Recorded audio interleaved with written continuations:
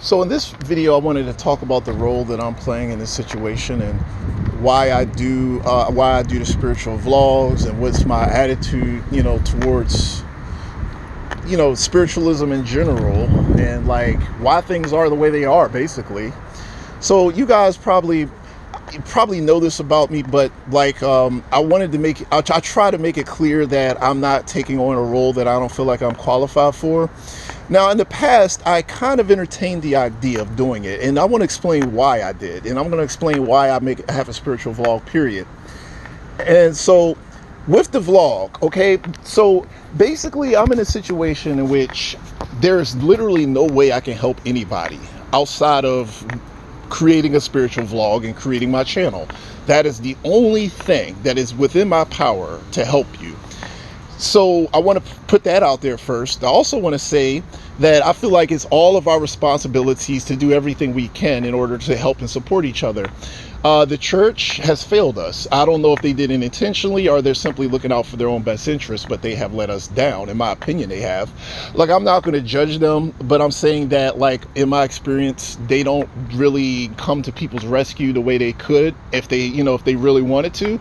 And I think that they have a lot to lose, and because they have so much to lose, they just don't want to risk losing anything. And maybe they're just cowards. I mean, when it really comes down to it, they could simply be cowards.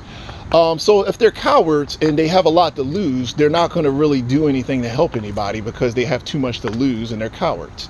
So if there's no one to help us, then it's up to us to help each other, because in the end, all we have is each other. We don't have anybody else. So I made the spiritual vlog in an attempt to help people when I have nothing. I have nothing, and there's literally nothing I can do to help you guys outside of just give you good advice and tell you stuff that I've learned from the Bible, because I'm pretty educated on the Bible, and create my channel. And that's why I do it, and I try to post videos on it, and I try to educate people, and that's the only thing that's within my power to help you guys. There's nothing else I can do. That was why I decided to make the vlog. But I also want people to understand the fact that I'm not qualified to be a church leader. So the deception comes into play when you actually consider what other people would try to do, like with me, because they will try to make me out to be a spiritual leader in order to mock God, because they know that I'm not going to be what I'm supposed to be, because I was never meant to be that. I never claimed to be that. So they will make these claims, secretly make these claims in order to throw everybody else and mock God. So let me try to explain how this would work.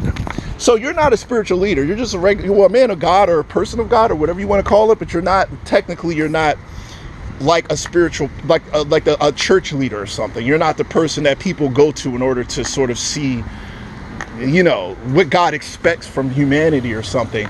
If they can assign that value to, they can assign that role to you, even though you're not qualified to you, and then watch as you fall short and then mock God with that. Well, I mean, you fell short because that was never your role in the first place, really. It's the role that they gave you. So it wasn't like you were a legit church leader and then you fell short. It didn't matter. So none of us as people of God should ever fall short in that perfect world, but it's going to happen.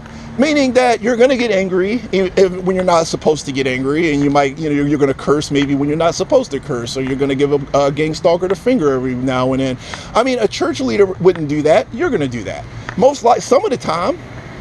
I mean, if they push you far enough, you will.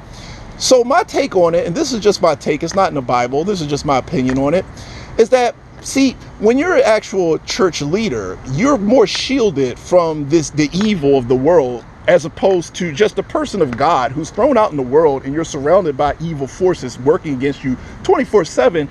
You don't have wealth. You don't have, you live in poverty. Church leaders usually are kind of above that, like they have enough to survive and they live pretty comfortably. So that's helping you. So you have more help and support as a church leader, as opposed to just some random guy thrown out in the street. We're more like warriors. We're more like soldiers in a battlefield.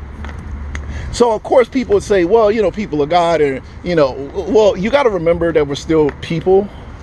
So like church leaders are cared for by the church, and they have support and stuff and money and stuff that we don't have access to, and that helps. So God expects more from them, but they're also given more. They're given more. So like, okay, so I mean, how many church leaders do you know of that are just living with nothing and just have nothing? I mean, the point is that if you're a church leader, you have it better. You have comforts. See, the people will take us and put us in the worst environment that you could possibly create, and then try to mock God when we fall short.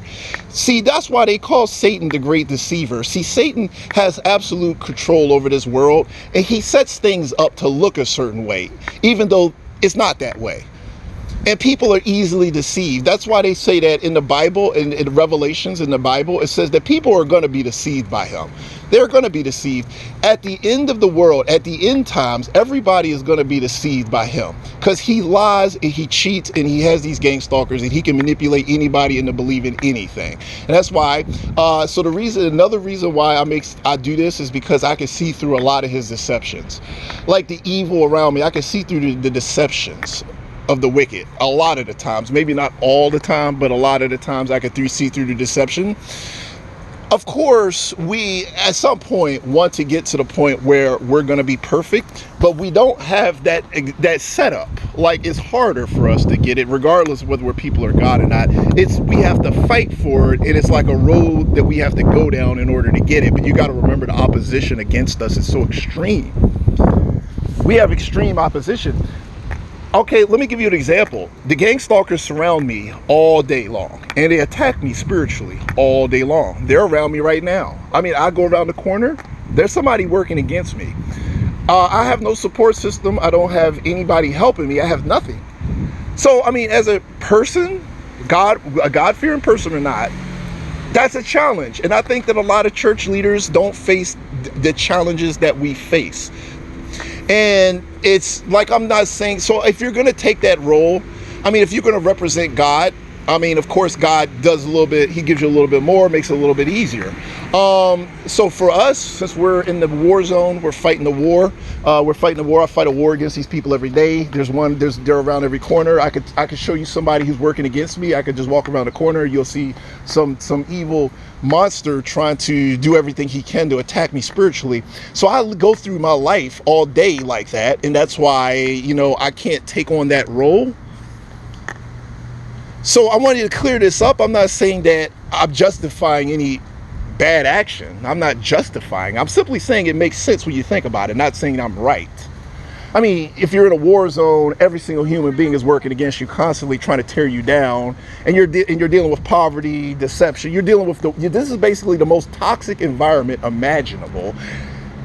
It's going to be a little bit more difficult for you to be perfect, is all I'm saying, as opposed to people who are, church leaders who may go through a fraction of it, then yeah, I think that we could expect more from them. I mean, they live comfortably, they have money, they're in the church, they probably don't even work. I mean, that's a whole completely different situation. See, these people deceive by putting somebody in the worst situation they could possibly be put in, and then telling everybody to judge that person because that person worships God or loves God or something, and then expecting these things, like expecting the high standards while spiritually attacking them and keeping them in complete poverty and doing all these terrible things to them that people who are church leaders probably don't even deal with. So everything that has to deal with Satan, so that's why they say Satan is the great deceiver. Everything that they put out there is a deception, meant to throw you off. So the reason why I made the vlog is to expose these people's their deceptions, their wicked deceptions. Like, they're always tricking people in order to drag them down, in order to convince everybody God doesn't exist. They're the great deceivers. Satan is a deceiver. He tricks people. He makes people think the way he wants them to think. They don't see the truth. They just see the things through his eyes. So hopefully this makes sense. So the point is that I do this because I can and I should, and it's the right thing to do.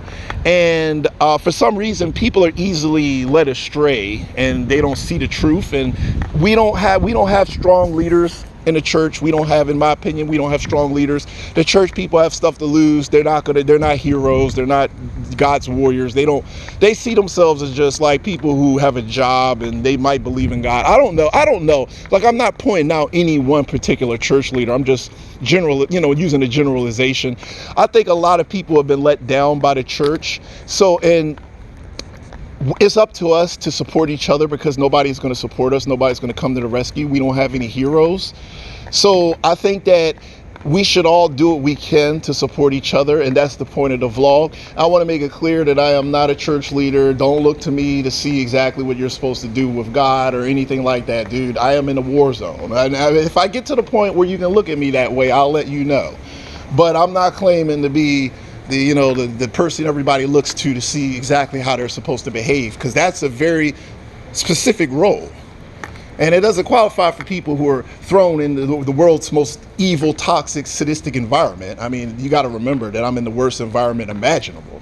Like, how could it possibly be more evil than this unless people are shooting each other every day or something? I mean, the only way to get a worse environment is if we insert violence and that kind of thing into the situation. Like, if I had to, we were in like a legit war zone, I would say, yeah, that's worse. Or if I was in the Republic of Congo, then that might be worse. But as far as America goes, I think this is pretty bad. So I just want people to keep that in mind. I mean, all this stuff is in the Bible if you could properly understand what it's saying. And I'm not excusing any shortcomings that I have. I'm simply explaining why I think it's like that. I mean, I'm not excusing. I'm not saying that I shouldn't be doing better. So hopefully that makes sense to you guys. If you have any feedback, of course, I'd love to hear what you guys have to say. And until next video, peace, everybody.